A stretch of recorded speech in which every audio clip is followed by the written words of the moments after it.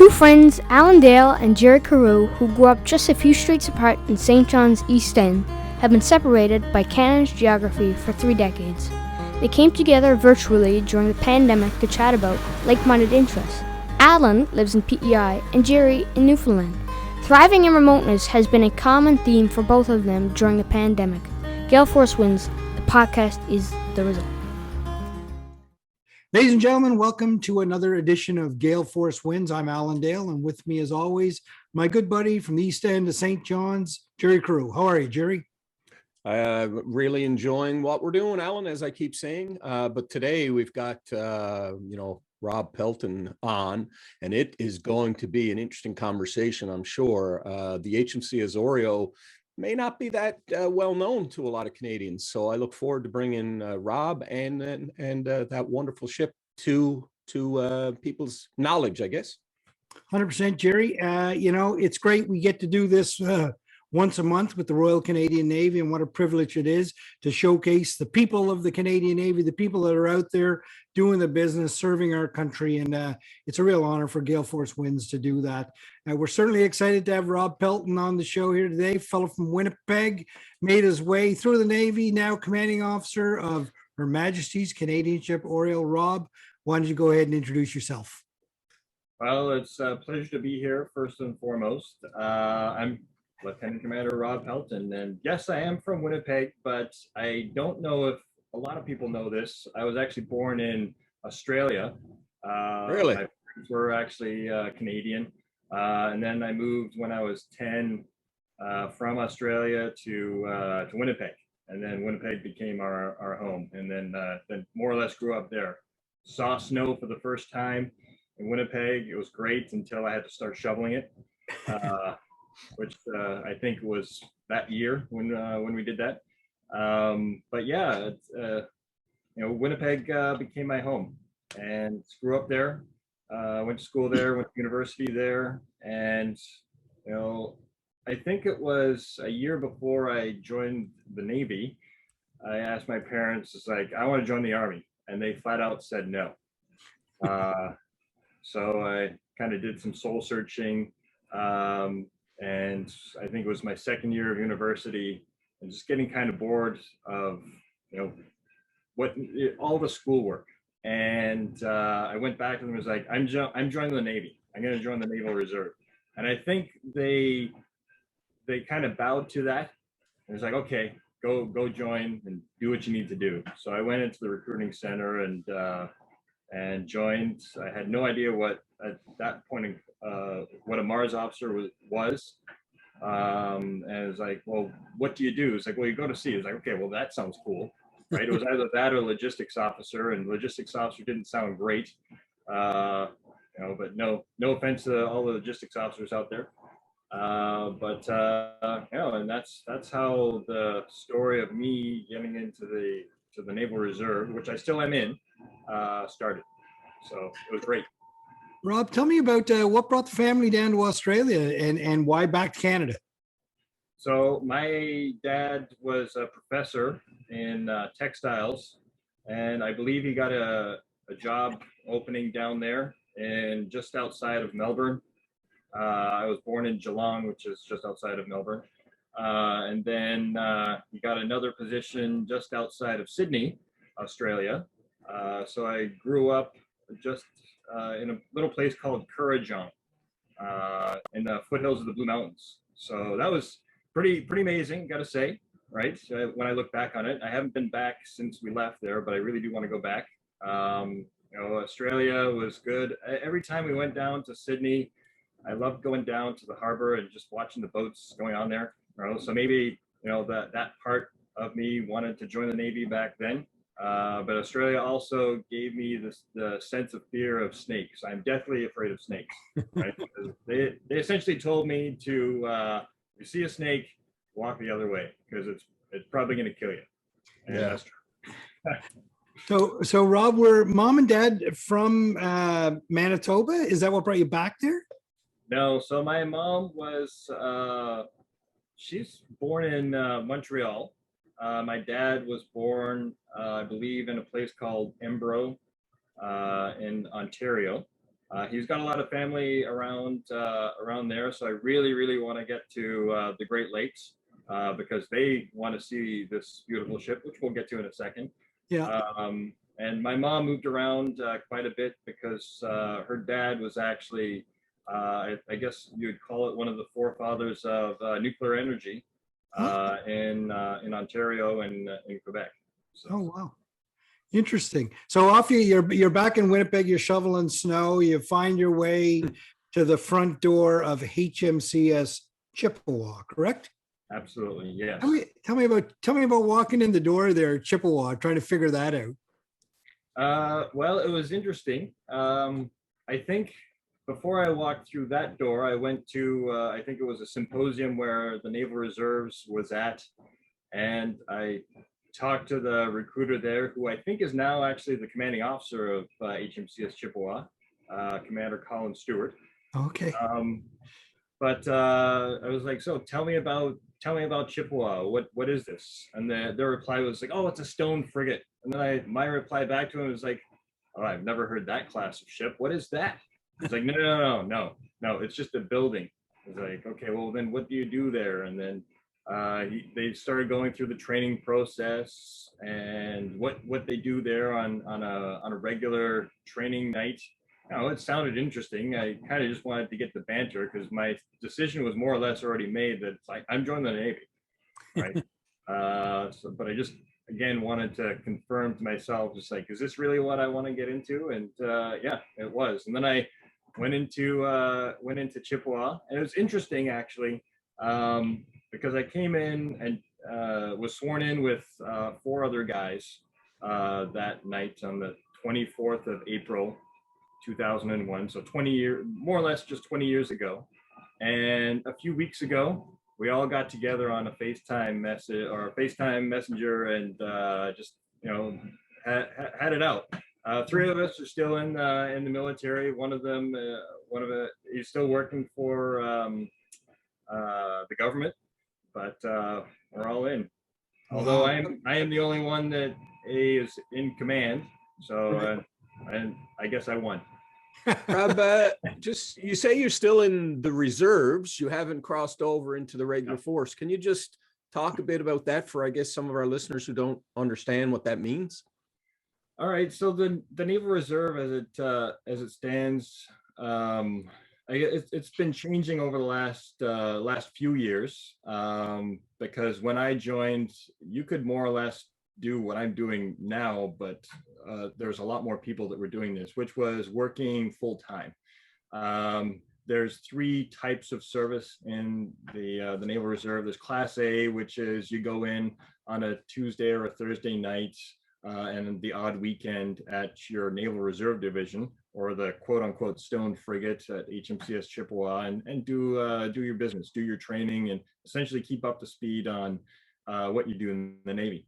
Then there's Class B, which is more or less a short-term contract, but full-time, working either in a shore office or at your unit at an NRD. And then there's also Class C, which is more or less called operational, which is what I'm at right now. And that's working on a ship or being in an operational vessel. So that's essentially what that. Rob, I'd like to go back to Chippewa for a second because I'm fascinated, right? Winnipeg, Manitoba, you've got a naval presence there. And as I recall, and correct me if I'm wrong, but they have an amazing naval museum at Chippewa. Am I right there? They do. I walked in there only a few times and it has been a while. They had a 40mm gun, which was from World War II. And then I saw a 40mm gun on the MCDVs when I went out there, which I was like, oh, they got one of those. That's cool. Yeah, it is good. They've got a lot of memorabilia, and I think during World War II there were a lot of people from Winnipeg and from the prairies that answered the call and went to war just because they probably wanted to get out of landlocked Winnipeg, I think. And as I recall, the prairie sailors were some of the best, and I think they were fearless of the ocean. I guess they really didn't understand. The guys from Newfoundland joined the army because they said that I don't want to get out there. So the fellows in the prairies didn't mind it. I tend to agree. I think they did not know what they were getting into. You know, it's like, oh, it's just the ocean, just the sea, and then you get into 3, 4, 5, 6, 7 meter seas, and they probably were thinking twice. Yeah, it's a great, rich history for sure. Sorry to jump in there. Is this the website, naval-museum.mb.ca? Absolutely, Cool. Yeah. That's HMCS Chippewa right there. And they've since upgraded and obviously added more to it since I've been back there. I went back, I think, maybe about 4 years ago for my 50th anniversary, and went in there, stopped in there, and kind of shook hands with a couple of people that I knew. Yeah, but yeah, great unit, Chippewa, for sure. So Rob, you joined through Chippewa, you make that connection into the Navy. Then where's your path take you then? So it was 2001, and I think it was pretty quick, actually, because April 24th is when we joined, and then I think it was the first week of May we went to the West Coast. First time I've been out to Victoria, and wow, it was pretty amazing. Right. Probably one of the greatest summers I've had. I think it rained 3 days in 4 months. It's probably not great for the plants, but it was great for going outside and doing what you needed to do for your basic officer training. And it was an experience. It was life-changing, I think, for sure, well, at least for me anyways, and for most people that do that. And you learn the discipline, you learn how to make your bed and this and that, and then you finish all that military indoctrination training, and then you do something called Mars 2, which is at sea at that point in time on Yags. And I think I'm actually talking to the CO of the Yag that I had, Al. Oh, is that right? If you remember that, I got a picture of you. Okay. I got a picture of you. Yeah, you were my Yag CO at one point in time. Oh, wow. I always laughed at the name Yag. I think we just dated each other. Yeah. But where does the word Yag come from? Does it stand for something? Yard Auxiliary Gate Vessel, I believe. Yep. They're used for, I think, for submarines, to open and close the gates. So Okay. I think that's what before. Well, listen, Rob, I want to thank you for dating me there. That's great. So then did you spend a lot of time on the West Coast after that, or did you come to the East Coast, or tell me about that journey? So, that was that summer, and during the summer of 2001, we had 100 people during that basic officer training, which I think was the most they've ever had. So the next year, it was the throughput was, I think, only 20 people. So unfortunately, I couldn't go then that next summer. So I went to Quebec and did some training there for that summer. But then I asked to go in October to do the second phase of the training, which was Mars 3. And so I got accepted for that, and then did Mars 3 and Mars 4 back to back in 2002, 2003. So I was fully qualified, more or less, as a bridge watchkeeper on in 2 years, which is pretty amazing. Yeah. Back then. And then I wanted to get another contract on the West Coast, because the West Coast, it was really cool, albeit I had never seen the East Coast of Canada yet. But at that point in time, there's no positions. So I went back to Chippewa, went on another exercise on the West Coast, trying to raise my hand again. It's like, hey, I'm here, I'm available, but still nothing. So I went back, finish off my university degree in Winnipeg, which is probably a good thing. And then again, put up my hand, and believe it or not, they said, okay, there's a spot open on the West Coast. It's like, all right, great. The message was cut. It was great. And then boom, I got a call from my career manager saying, he's like, unfortunately, we can't do that on the West Coast. You're going to have to go East Coast. I was like, okay.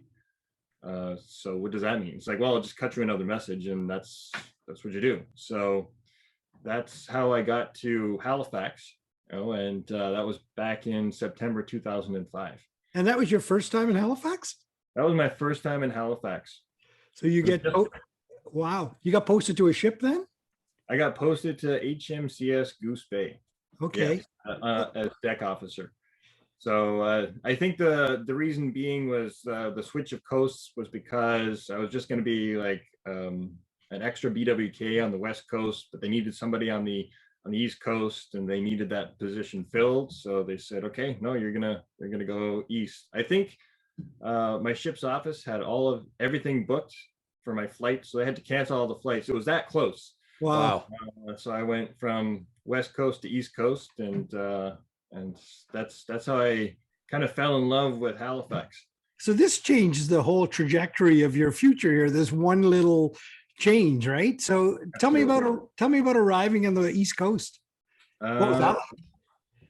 I went down. So I got off the plane. Before I did that, I think I got a map of Halifax to see where I was. You know, back then you could do that. You didn't have a phone. I didn't have a phone to go on a GPS and figure out where things were. You're dating yourself. You're dating yourself again. Absolutely. Absolutely. we were both there, Alan, weren't we? And I remember getting into the taxi. I was like, I need to get to the the military base, right? Just like the West Coast is like, well, there's only one, right? Yeah. Like, which one? It's like the one in Halifax, like, right? It's like, oh, okay. So we go down, I think it was the 102, and I looked to the left. It's like, oh, is that Bedford Basin? He's like, what? He looked at me kind of strangely. He was like, I've never been here. He's like, that's not Bedford Basin. That was one of the many lakes going down there. That's a good one. Yeah, exactly. Right. So at this point, they're thinking, how green is this guy? Hey, pretty green. Get into I think it was a block at that point in time, and said, here I am, but there was nothing there for me because it was literally a last minute change. So they're like, okay, well, you're gonna have to go to the wardroom there and then pay for your nights. So I went in there and paid for a few nights, and I wanted to move as well. And then I went down the next day to kind of sort that out. And the person at, I think it was Royal LePage, was like, well, where are you staying right now? I was like, well, at the barracks. Oh, you can't stay there. You got to go to a hotel. It's like, oh gosh. It's like, I just got everything sorted out into the barracks. Now you're telling me I got to move? I was like, yeah, you do. So I went downtown somewhere in a hotel, got myself a place down, I think on Brunswick Street, quite close, because all I wanted to do was just get up and go to work, right? I didn't want to drive there. I didn't want to do anything. I didn't really know much of the town. Yeah. So so that was it. And no, she was adamant, let's stay on the East Coast, let's go to PEI. Again, best kept secret I think in the Navy is Prince Edward Island. That was one of the great NRD there. Great spot. Al, you already lived there, so I'm preaching to the choir. Yeah. It was a great spot. Absolutely good 3 years of a posting there. Tell me a little bit about Queen Charlotte, because that's another wonderful unit for sure. Absolutely. So when I got there, I was XO for the first 2 years, and then training officer for the last. And I think they have just if you have an idea about training that is good for your trade or good for the Navy, they're all for it, right? The boats are out every time that they can get out. The boats are out. They're doing great training. It's a small unit.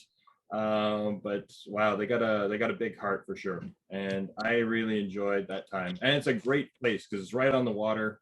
Perfect spot for a Naval Reserve division. Yeah, I always said that Queen Charlotte punched well above its weight class. They had quite an impact on the Navy and the Naval Reserve. That's fantastic. So Rob, you do a time in PEI, you go back to the coast there, and now you find yourself in a really envious position. I mean, this is a very cool posting you're on right now. Tell us about where you are right now. Well, I'm going to call it a dream, This dream actually started in Charlottetown, actually. Okay. It was Canada 150, and ORIOLE was coming around, and you know, I was, I think, still the executive officer there, and I had some help with the unit, but preparing all of the tall ships coming into Charlottetown. So we got all of them in position, and we started helping out all the tall ships coming in, and then I see ORIOLE coming into Charlottetown Harbor in the Camber, and I see then Lieutenant Commander Mike Wills at the helm, and like something just clicked. It was like, that is amazing. That is something that I want to do, and I want to be the CEO of ORIOLE one day. And it's like it was just awe-inspiring because every other ship in the Navy, the captain is not at the helm, as you know. Yeah. When the ship comes alongside, you know, right. It's always the helmsman, you know, and the captain. Yes, the captain's bringing the ship alongside, but not at the helm. This was just like, it was amazing to see. So at that point in time, I wanted to be on the ship as the CEO. So I got back to Halifax, and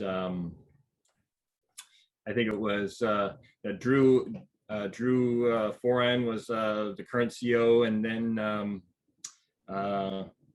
he said I guess his time was up, and then I got an email when I was in La Spezia, Italy, on a mine warfare exercise from my career manager. It's like, you know, and there was a number of people on this email. I was like, how would you like to be CEO of ORIOLE? And I'm like, wow, cool. So I texted my wife. It's like, hey, CEO of ORIOLE is up. You know, should I go for this? He's like, yeah. It's like, okay. So I wrote back, and because I really wanted to do it, and I told my wife, I want to do this. She was like, are you okay with this? I was like, yeah, absolutely. So I wrote back and told my career manager, yes, absolutely, 100% interested in this position. And that was September, and I didn't hear anything back until I think it was about, you know, the first part of December, where I got an email in the morning from the Commodore's aide saying, you're going to get a call from the Commodore. What's the best time? I was like, oh, okay, cool. I think I'm going to get a command. And I was thinking, it's like, oh, what ship do I want? Because at that point in time, I was the coastal warfare officer, figuring out everyone's schedules. So I was thinking in my head, it's like, well, what ship has the best schedule next year? Like, well, Summerside is probably good, and I kind of want that ship. So I was like, fingers crossed, let's go Summerside. And he called me. He's like, Rob, congratulations. I want to say that your appointment of HMCS ORIOLE. And it was a shock to me, but it was a great shock. Like, wow, yes, absolutely, totally. And it was like, oh, is this a surprise? I'm like, no, not at all. Yes, totally wanted this, right? And that's how I'm here, right? So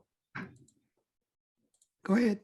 Oh, at that point in time, I didn't have much sailing experience, to be quite honest. And then COVID hit.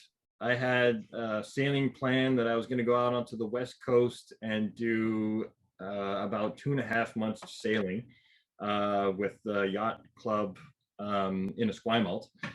But that didn't transpire. So we had to kind of go back from ground zero and develop a plan here in Halifax. So I met a couple of people in Halifax and did some great sail training every single day for about 1.5 months. And then turned over with Drew. And then on the 4th of August, here I am. I'm always I'm fascinated by that, Rob, because I mean, I'd watch Oriole over the years, and it is wonderful. But I was always amazed, like, how do they get you up to speed? Because most people who have taken command of Oriole had not had a whole lot of sail training in their past. How did the Navy get you up to speed? You talk about training. Who gave you that training? So it was, it was private contractors. I mean, obviously and I have to admit, they both want to come on Oriole. They haven't had the chance yet, just because of the times that we're in. It's sailing a small ship and then sailing Oriole. I mean, the dynamics are more or less the same. We learned on J-22s, which are pretty small as opposed to Oriole. But the thing with J-22 is the fact that once you do anything with the sail, you can feel the boat react and move. And that's exactly what my instructor wanted me to feel. It's like, okay, so you're doing this. And then, so we did a lot of, that's a J-22 there. So good Lord. I mean, when you said that, I said, I must Google it. And then, so you learn on one of these small vessels. Wow. This is it's a small vessel. And then we went up to a J-120, which is considerably bigger than that. But this is a perfect platform to sail or to feel the wind on what it can do, right? So you raise your mainsail, and then you raise your head sail, and then you go, and those things go pretty fast, I gotta say. Yeah. Rob, tell us about Oriole. Tell us about the ship right now. Well, a lot of people say it's 100 years young. Sure, it's 100 years young, but it's a 100-year-old vessel. Its centennial year is this year, the 4th of June. It's coming up soon, and it's a fantastic boat. If you think of the Blue Nose original, it's 100 years old as well. But the Blue Nose got sold off, and now we've got the Blue Nose 2. This ship was actually built, in the coming of the age of the Marconi rig, which is essentially the triangular sail. This was actually called Oriole 4 because there's 3 before it. All of those 3 were schooners, right? Okay. And Oriole 4, I think the owner talked to the designer of this boat, and he wanted something new and fresh, and this was it. This is what he chose, and that was the coming of the age of sailing, I think, for everyone in the world. And most people now have a Marconi rigged vessel, and this is one of, I wouldn't say it's one of the first, but it's almost like a test platform. But it's the lines of this ship and just how it feels in the wind. It's perfect. Right? Wow. Yeah. How big is the crew on board, Rob? It's 21 personnel on board. Over the last couple of years, I've had all CF personnel. But when Drew was the CO and when he went to the lakes, he had about half CF crew and half cadets, because they want to have that relationship and share that relationship with the cadets all throughout Canada. And I would say it's a fairly coveted position for a cadet. I know that when I was still in Queen Charlotte, the cadet officer there put up her hand. She wanted to come on board Oriole to sail with Oriole for that summer. Unfortunately, I don't think her name was chosen, but that there's it's just a great ship, and it's a great feeling, and it's perfect. Rob, I just want to say, I'm really pleased to be able to bring some attention to this ship. Prior to coming on the podcast with you, I told my 17-year-old who's in a room just over on the side, I said, yeah, we've got the really interesting, commander of HMCS Oriole. So he Googles OREO. So I'm like, okay, we need to get the message out. So, you know, that these young people get to know that this is a ship. This is a real sailing vessel. Absolutely. You know, when I got the appointment, I talked to my neighbor, who is ex-military, but still works in at Stadacona. I told him, I was like, yeah, I'm going to be the CEO of HMCS ORIOLE. He's like, oh, you guys are moving out west. It's like, no, it's here. You know, we need to still spread the word. Yeah. HMCS ORIOLE is here, and that's partly one of the reasons why this ship is on this coast, to spread the word of this ship and the Navy throughout the East Coast and throughout the Great Lakes, because the majority of the population lives in Ontario and Quebec. So we want to touch those people and show them the ship and show how great the ship is. Can you share at all the itinerary over the next, say, month or so, what the plan is? So we're still planning on doing a sail around the Atlantic provinces. Obviously, Awesome. that changed a little bit just because of the situation that Halifax and Nova Scotia is in currently, just due to the COVID situation. But I think in the next couple of weeks, we're going to start doing day sailing, because this is a brand new crew, or most of the crew is brand new. And we need to get out there and more or less do the business and figure out how the ship is handling, and how to raise the sails, how to lower the sails, how to do a man overboard when the sails are up.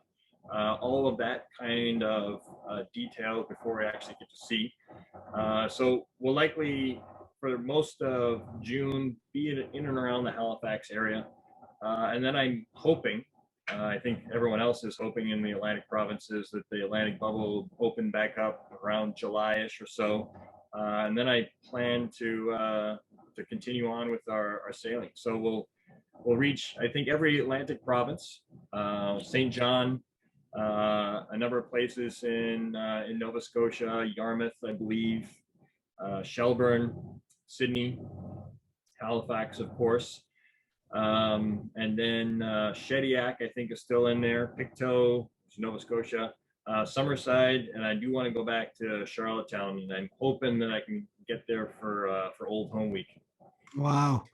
Rob, it must be for you an amazing privilege to walk on board a 100-year-old ship and know that, hey, you're the commanding officer. That has got to be a fascinating feeling. It must be equally impressive for the crew. Tell me where the crew comes from. Like, what occupations are they in the Navy?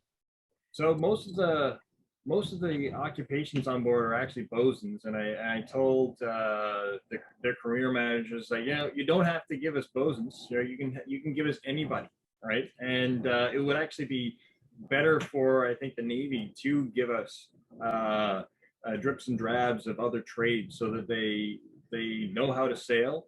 But we are kind of bosun heavy this season, at least.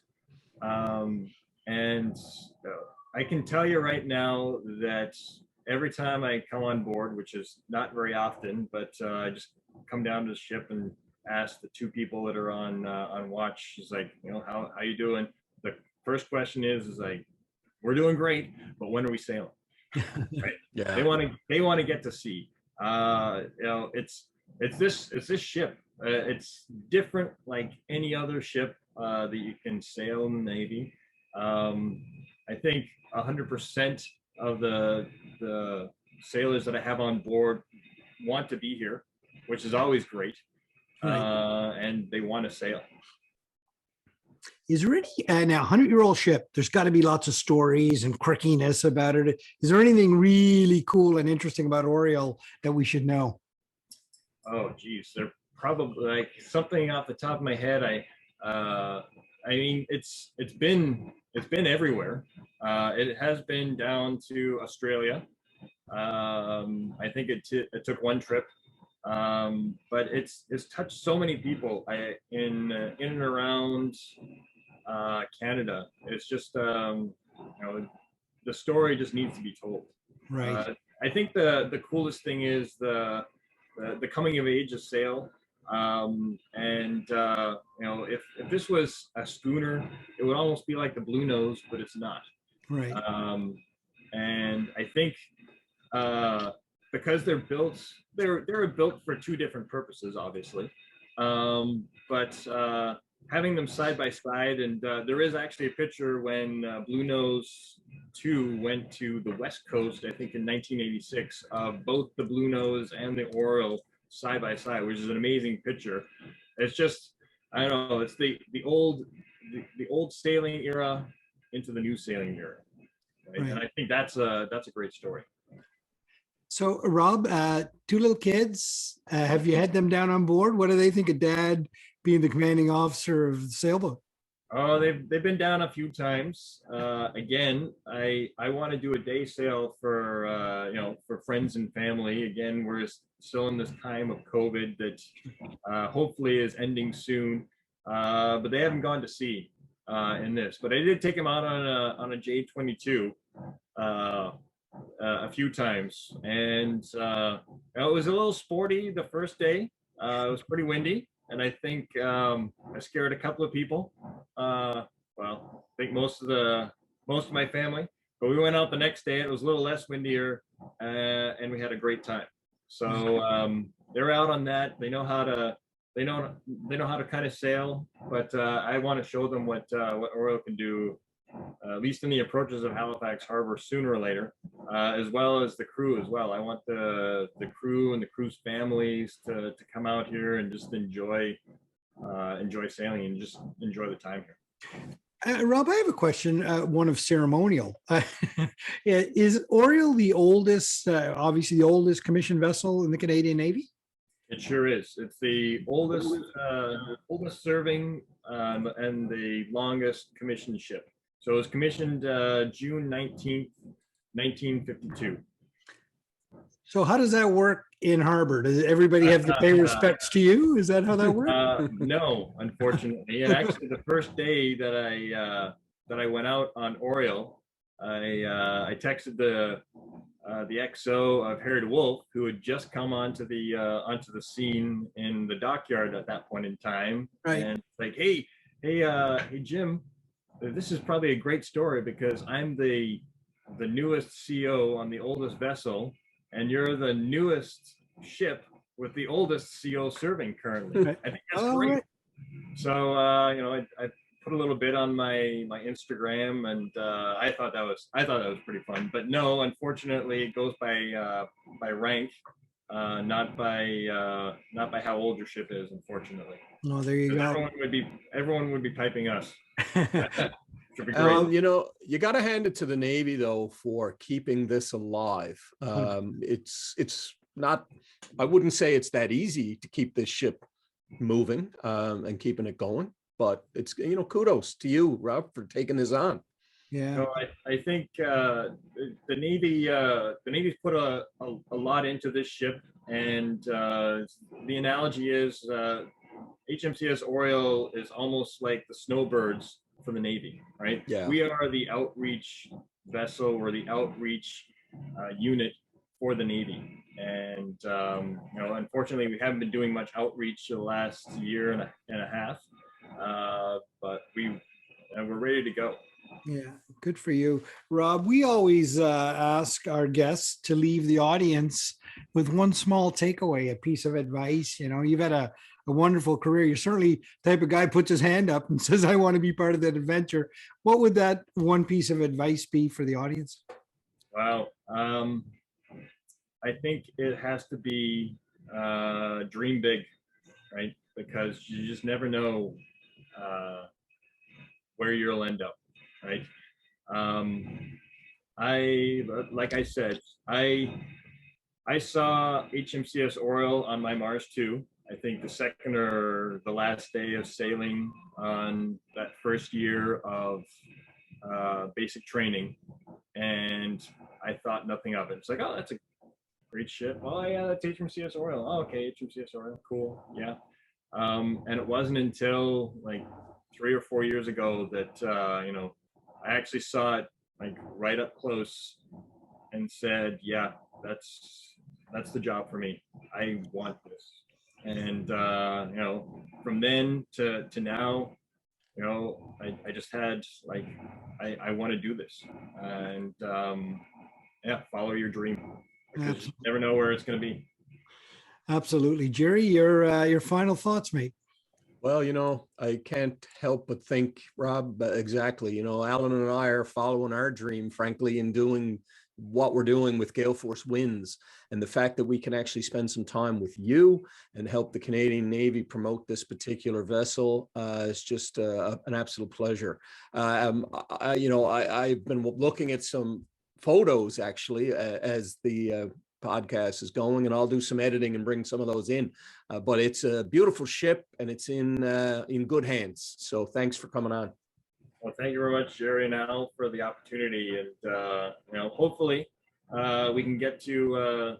I think we'll still hopefully get to Port aux Basques, Newfoundland. I think St. John's might be a little bit too far for the summer, but yeah. I'm hoping to get to Charlottetown as well. Rob, we won't hold you to this summer, but next summer, I want to see the ship in St. John's and Stephenville, get it in Corner Brook. Okay, got to put in a plug for I did have one of those options there. I did want to do a circumnavigation of Newfoundland and trying to reach all the areas up there and go to Lance Meadows.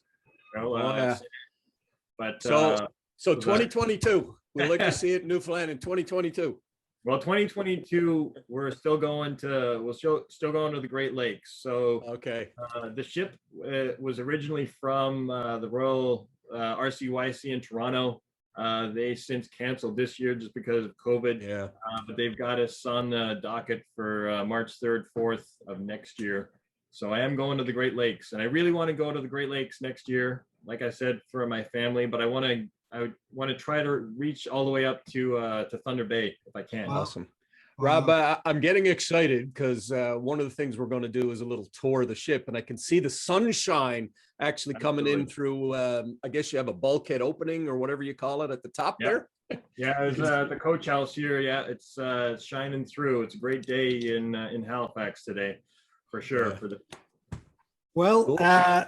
Ladies and gentlemen, another wonderful episode of Gale Force Winds with Rob Pelton, the commanding officer of HMCS ORIOLE. And what do you say? Here's a guy that puts up his hand and he takes the opportunity, and he's not afraid to take the challenges. What I really like about Rob's story, well, there's many parts of it I really enjoy, but the Navy was the organization, the institution that gave him his first trip to Victoria, British Columbia. And he fell in love with that. And the Navy also gave him his first trip to Atlantic Canada. And then he fell in love with that place, met his wife, had two wonderful kids. One part of the story that I really find fascinating is that it seems that every time Rob makes a decision, he checks with his wife first. That's a good piece of advice to take away from this as well. I don't know what you say to a guy like this, other than fair winds and following seas, my friend. You've got quite an adventure in front of you. Embrace every minute of it. I can tell you this, we need more Rob Pelton in the world. Thank you very much, Rob. Thank you very much, guys. Well, ladies and gentlemen, what a fascinating thing we have in front of us now. The commanding officer of HMCS ORIOLE is about to give us a tour of Her Majesty's Canadian ship ORIOLE, the oldest ship in the Canadian Navy, 100 years old today. Over to you, Rob. We're looking forward to the tour. All right. Well, we're going to start right at the bowsprit here. You know, this is the when you're under sail, you've got no engine here. This is probably the quietest and secludedest place you can get here. You can sit right up there. Right, and then we got our two head sails.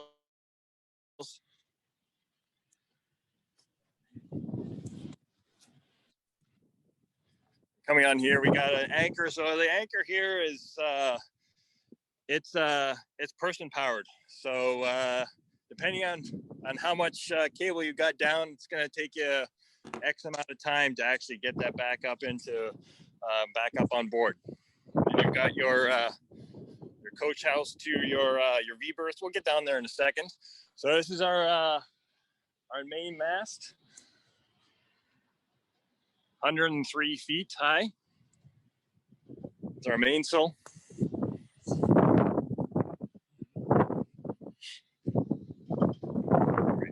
then here's the the main coach house here, going down into the wardroom. Rob, why is it called a coach house? That's a great question. Yeah, I stumped you, did I? Yeah, you did. Okay. So we got a little bit of memorabilia up here. Actually, the ship is more or less. I asked the ship's company to clean up the our ship, but it's been more or less clean anyways. But this is the wardroom. This is where everyone eats and hangs out. And there's actually 4 people that actually sleep here as well. So there's 2 bunks there and 2 bunks here. And back when this was originally built, this was actually like the main salon. And I believe there was actually a piano right there. Wow. And then the owners' cabins are right here and here. So that's actually my cabin with the CO and the XO up above me. And then the chief bosun mate and the coxswain there. So here, coming in here. Oh, and I'm gonna show you this as well. I think this is actually a piece of memorabilia here. So this says HMCS ORIOLE Battle Honors Dunkirk 1940. So this wasn't the ship that was there, but there was a ship that was commandeered by the Navy called ORIOLE. And since we're HMCS, we get to wear those battle honors, which is I think kind of cool. All right, moving on forward, we have one more bunk here, and it's pretty neat because if you're the cook, you get to sleep here and work there. So this is the galley here, all right, with our fridges, and got on into the V berth. I don't have any lights on here. And coming up forward into the V berth, and there's 8 people that sleep here. So 4 on either side. And back when this was originally built, this would have been the actual crew quarters here. And not 8 people. I think it was actually just 4. Right. Now going back aft. So I'm going to flip into my cabin for a second because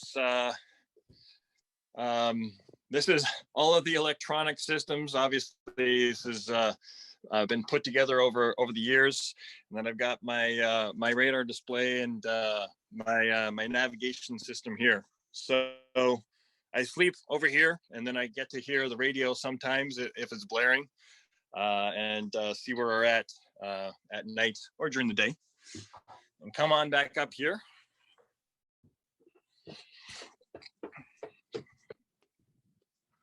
Back aft to the after house, and coming down into the engine room here.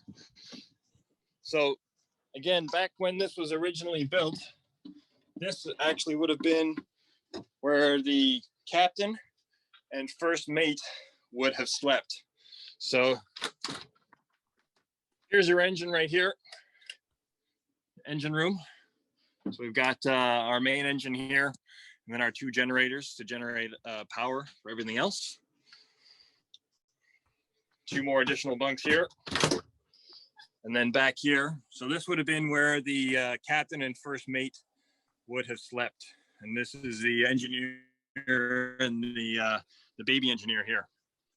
And then one of 3 heads. And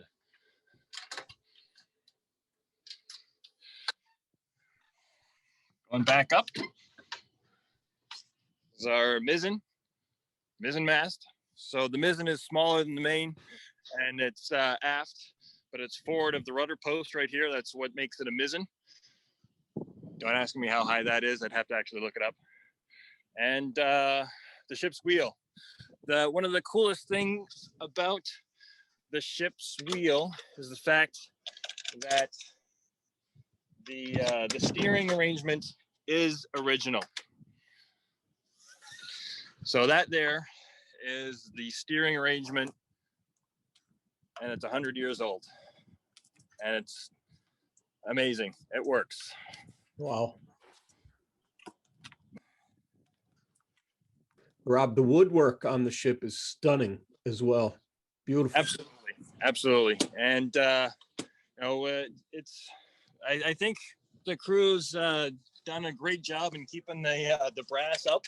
But every time we go into port, there's at least 3 or 4 hours that makes this ship shine. Yeah. Making Rob, sure what's that plaque we're looking at right there? the which?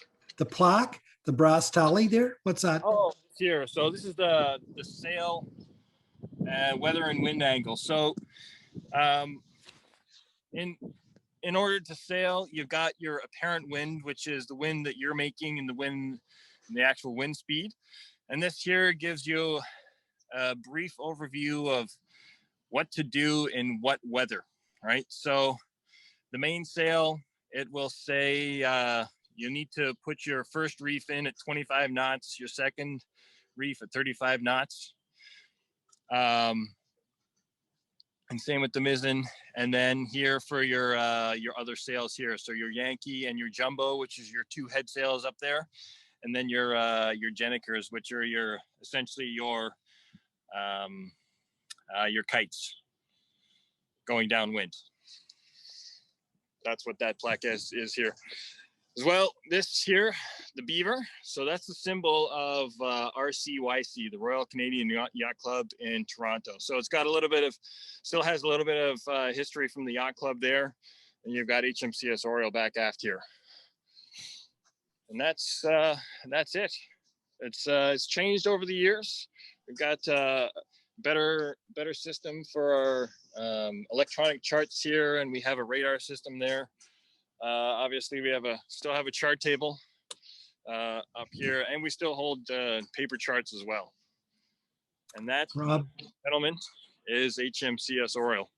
well, that looks simply fantastic. What an amazing looking ship. The woodwork, the brass, the ropes all so neatly coiled down on the upper deck. You must be a very proud commanding officer at the moment. Absolutely. And I want to show this to as many people as I can. Yeah. Beautiful. Well, Rob, on behalf of Gale Force Winds, thank you very much. Fair winds, my friend, and have a wonderful summer. Take care, gentlemen. Thank you for tuning in to Gale Force Winds. That's Gale Force Winds, WINS.com.